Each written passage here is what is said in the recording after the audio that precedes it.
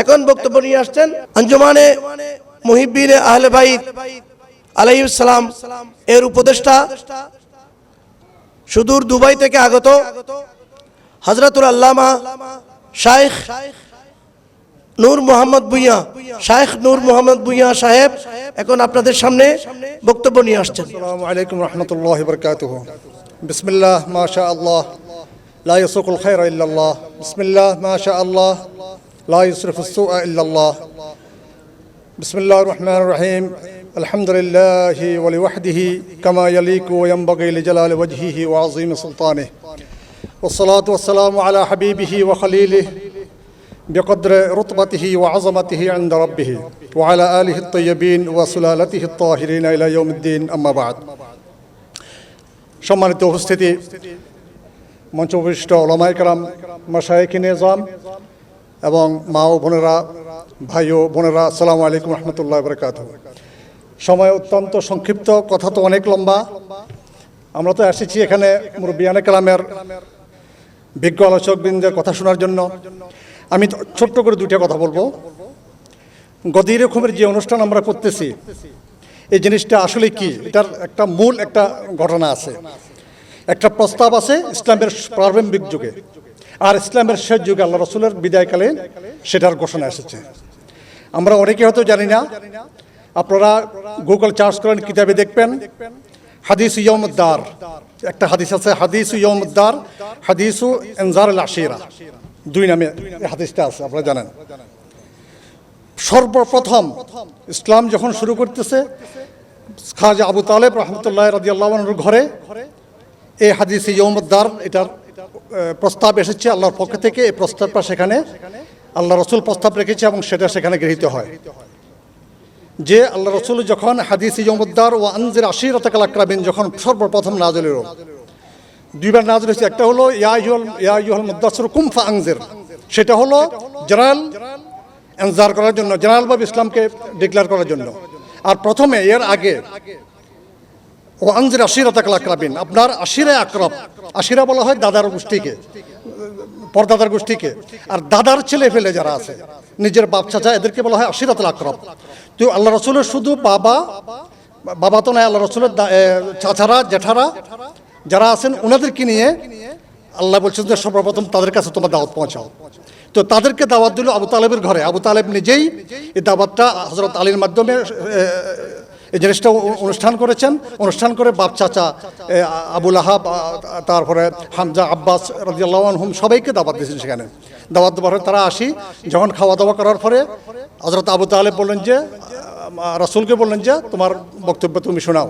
তখন শুরু করার সাথে ইসলামের দাওয়াত তারা উঠে চলে গেছে।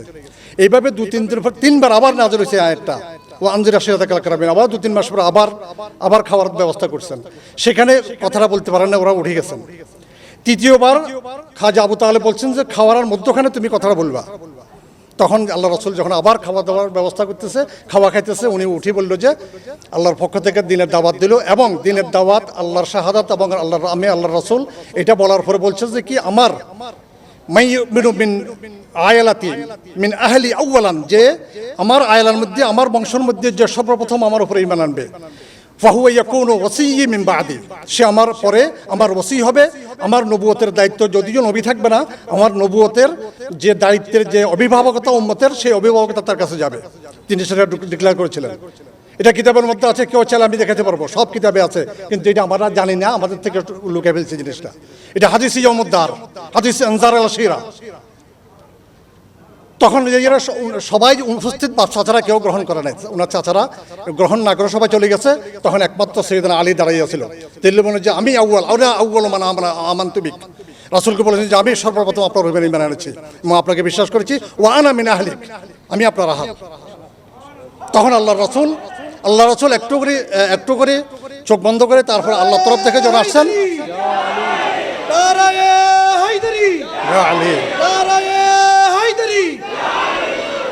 তখন আল্লাহ রসুল একটু চোখ বন্ধ করছেন। আল্লাহ তরফ থেকে যখন আসছে, তখন ডিক্লেয়ার দেন যে ইয়া আলী আনতা তাকুনু মিন বাদি ওয়াসিয়্যি ওয়া খলিফাতি ফি আহলি ওয়া ওয়ালিয়্যি ফি উম্মতি, আমার উম্মতের মধ্যে তুমি অভিভাবক হবে, আমার ওসি হিসেবে আমার আহলের জিম্মাদার তুমি আমার পরে হবে। এটা পড়ার পরে অনুষ্ঠান শেষ।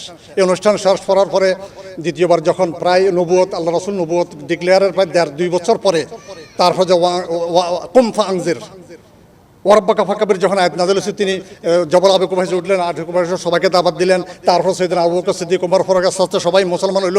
সেটা নবুয়ত 2 বছর পরে। এর মধ্যে ফতরত ওহী ছিল, ব্রেক অফ ওহী, এই গোড়া 1.5 বছর 2 বছর ওহী বন্ধ ছিল, মাঝে মধ্যে এটা নাযিল হয়েছে। প্রথম ইকরা বিসমি রাব্বিকার পর নাযিল হলো ইয়া আইয়ুহাল মুযাম্মিল কুম মিল লাইলি, আপনি তাহাজ্জুদ পড়েন, এরপর নাযিল হলো তারপরে আনজির আশিরাতাল ক্লাবি 3 বার নাযিল হয়েছে। এটা কিতাবের মধ্যে রাখা আছে। এই জিনিসটা যে প্রস্তাব আল্লাহর তরফ থেকে আসছে, আমার পরে আমার আলী হবে, আমার উম্মতের অভিভাবক ওসি, এই জিনিসটা রয়ে গেছে আল্লাহ রাসূলের কাঁধে, আল্লাহ রাসূলের ব্রেনে। এই জিনিসটা ডিক্লেয়ার করতে হবে। 10 বছর মক্কা, 13 বছর মদিনা, সব কিছু করার পরে যখন সর্বশেষ বিদায় হজ্জের মধ্যে আল্লাহ রাসূল গেলেন, সেখানে বিদায় হজ্জের ভাষণের মধ্যে ক্লিয়ার পাবে, তিরমিজি শরীফের হাদিস, আমার কাছে সব কোড আছে, তিরমিজি শরীফের, তবরানী শরীফের হাদিস, যে আল্লাহ রাসূল বলছেন যে হযরত এই হাদিসটা হযরত ইমাম জাফর সাদেক, তার বাবা মোহাম্মদ আল বাকের, তিনি ইমাম জাবর ইবনে আব্দুল্লাহ থেকে হাদিসটা রওয়ায়াত করেছেন, তিরমিজি শরীফের হাদিস। তিনি বললেন যে রাআইতু রাসূলুল্লাহ সাল্লাল্লাহু আলাইহি ওয়াসাল্লাম ইয়াওমা আরাফাতা ফি হজ্জাতিহি ইয়াওমা আরাফাতা ওয়া হুয়া আলা নাকাতিহিল কসওয়া, উনান ওটের উপর আল্লাহ রাসূল বৈঠা বিদায় হজ্জের মধ্যে, হজ্জের বাসরের মধ্যে দেখেছি যে তিনি বলতেছেন যে তারাকতু ফীকুম মা ইন আখাযতুম বিহি, এটা তিরমিজি শরীফের ইবারত, তারাকতু ফীকুম মা ইন আখাযতুম বিহি লান তাদিল্লু বাদি আবাদা কিতাবাল্লাহি ওয়া ইত্রাতি আহলে বাইতি, এটা তিরমিজি শরীফের ইবারতে ভেবে আছে। তাহলে হাদিসে ইয়াউমে আরাফার মধ্যে, আরাফাতের দিন যে এই একটা হাদিস বর্ণনা করে, যে এই হাদিসটা আমাদের মধ্যে কোনো কিতাবের মধ্যে রাখে নাই। এই কিতাবটা লুকে ফেলছে, শুধু তিরমিজি শরীফের আছে, তবরানী শরীফের আছে, আর অসংখ্য হাদিস কিতাব, মূল স্টাডি হাদিসের মধ্যে এই হাদিসটা নাই, আমাদের থেকে লুকে ফেলছে। শুধু আমরা জানি যে বিদায় হজ্জের মধ্যে শুধু কিতাব আল্লাহ রাখি গেছি, আবার কাজে কিতাবুল্লাহ ওয়া সুন্নতি রাখি গেছি, মিথ্যা কথা। কিতাবুল্লাহ ওয়া সুন্নতি এইভাবে হাদিস বিদায় হজ্জের মধ্যে আল্লাহ রাসূল বলেন নাই। এটা পরবর্তীতে বনী উমাইয়াদের যুগে এটা বলা হয়েছে যে এই হাদিসটাকে ডাউন করার জন্য, এটাকে বিরক্ত করার জন্য ওই হাদিসটা নিয়ে আসা হয়েছে, কিতাবুল্লাহ ওয়া সুন্নতি তারাকতু ফীকুম। এটা কিন্তু মেম্বারে আজকে চারিদিকে, কিন্তু এই হাদিসটা সিয়াসিত্তার হাদিস। আল্লাহ রাসূল বলছেন যে 2টা জিনিস রেখে যাচ্ছি, বিদায় হজ্জের মধ্যে বলছি, কিন্তু বিদায় হজ্জের ভাষণের মধ্যে কোথাও এই জিনিসটার উল্লেখ নেই। এটা আমাদের উপর জুলুম, উম্মতের উপর যারা করেছে আল্লাহ তাদের বিচার করবে কিয়ামতের দিন। ওই দিন কিন্তু বিদায় হজ্জের মধ্যে শুধু ইত্রাত, আমার ইত্রাত এবং কোরআন 2টা রেখে যাচ্ছি তোমাদের জন্য, এটা বলা হয়েছে। মাওলা আলীর মাওলাইয়ত ঘোষণা সেখানে করেন নাই তিনি, আল্লাহ রাসূল ইচ্ছা করে করেন নাই, না পরিবেশ পরিস্থিতি বুঝে করেন নাই, সেটা উনি ভালো জানেন, আল্লাহ ভালো জানে। সেখান থেকে বিদায় হচ্ছিলেন, বিদায় হয়ে যখন চলে যাচ্ছিলেন, ইয়ামানের লোক চলে গেছে, মক্কারগুলো চলে গেছে। এরপরে মক্কা এবং মদিনার মধ্যখানে জায়গাটা হলো জোহফার পাশে, জোহফার একটু আগে একটা গদির নাম আছে, একটা গদির মানে পুকুর, পানির ডোবা, এই যে খোম নামক জায়গা, ওখানে আল্লাহ রাসূল হঠাৎ করে সব বললেন যে সবাই দাঁড়াও, আগে যারা গেছে তাদেরকে নিয়ে আসো, পিছনে যাও, তাদের জন্য অপেক্ষা করো। সবাই আসছে, সবাই দাঁড়াইছে, কি একটা মানে মহা একটা সম্মেলন করবেন, একটা আয়োজন অনুষ্ঠান। এটা আপনি তিরমিজি হাদিস একটা বলছেন যে একটা বিশাল একটা অনুষ্ঠান হয়েছে, প্রায় 70,000, 80,000, 60,000 সাহাবা সেখানে, কিছু চলে গেছেন, ইয়ামানগুলো চলে গেছেন, মক্কারগুলো চলে গেছেন। তাদেরকে বললো যে এখানে অনুষ্ঠান করো, বিশাল অনুষ্ঠান করা হলো, মেম্বার স্টেজে বানানো হলো, ওট দিয়ে স্টেজ বানানো হয়েছে। সেই স্টেজের মধ্যে সবাইকে মাওলা আলীকে উপর তুলি আল্লাহ রাসূল সেখানে আবার প্রায় 1 ঘন্টা 1.5 ঘন্টা সেখানে ওয়াজ নসিহত করছেন, কিতাবুল্লাহ এবং আহলে বাইতের কথা বলছেন, এবং এটা বলছেন যে মুসলিম শরীফের হাদিসে বলছে যে উযাক্কিরুকুমুল্লাহ ফি আহলি বাইতি, আমি তোমাকে আমার আহলে বাইতের ব্যাপারে আল্লাহর দোহাই দিচ্ছি। 3 বার বলছে উযাক্কিরুকুমুল্লাহ ফি আহলি বাইতি, উযাক্কিরুকুমুল্লাহ ফি আহলি বাইতি, উযাক্কিরুকুমুল্লাহ ফি আহলি বাইতি। এটা কেন বলছেন, কি ব্যাপার? আল্লাহ রাসূল উম্মতের ব্যাপারে আল্লাহর দোহাই কেন দিচ্ছেন ওনার আহলে বাইতের ব্যাপারে?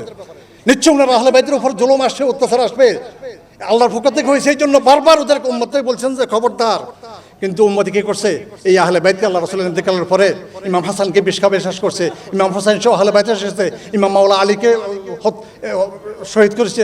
সমস্ত মরুভূমির মধ্যে আহলে বাইতের সমস্ত ইমাম হোসেনের আহলে বাইতের সমস্ত সদস্যদেরকে উপবাস পিপাসার্থ ওদেরকে হত্যা করছে, জবাই করছে।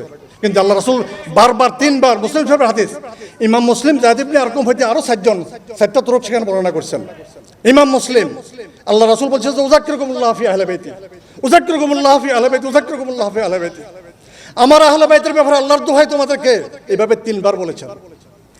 তারপর মাওলা আলীকে তুলে মাওলা এই ঘোষণা করে দিলেন যে আমি আগে তো ডিক্লারেশন যে আমি তোমাদের মাওলা, ঠিক আছে মাওলা, আজকে থেকে আলী তোমাদের মাওলা। ওয়া খায়রু মা তারাকতু বাদি, আমার উম্মতের জন্য আমার পরে সর্বশ্রেষ্ঠ ব্যক্তি রেখে গেলাম তোমাদের জন্য অভিভাবক হিসাবে।